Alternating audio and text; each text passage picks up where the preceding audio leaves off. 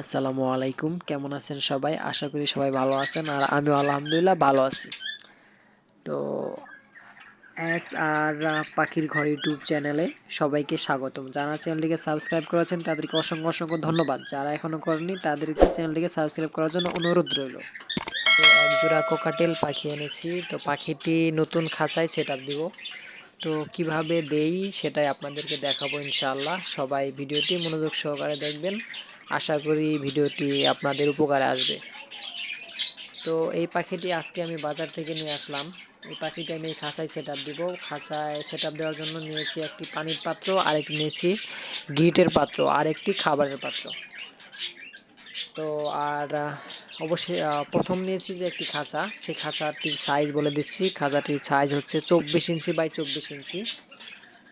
আর এখানে হচ্ছে এটা হচ্ছে গিটের পাত্র, আর এটা হচ্ছে পানির পাত্র, আর এখানে আছে যে খাবারের পাত্র।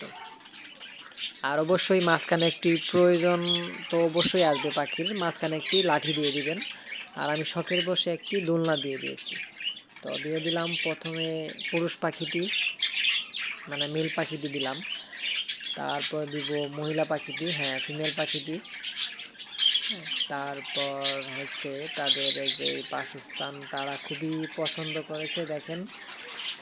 আমি আশা করি তারা খুবই পছন্দ করেছে, কারণ আমার ঘরে আর অন্য পাখি আছে, তাই তাদের সাথে মানিয়ে নিতে কষ্ট হবে না।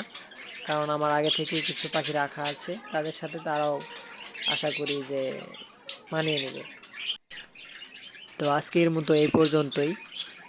সবাই ভালো থাকবেন, সুস্থ থাকবেন, আর আমার এই পাখি দুইটির জন্য দোয়া করবেন।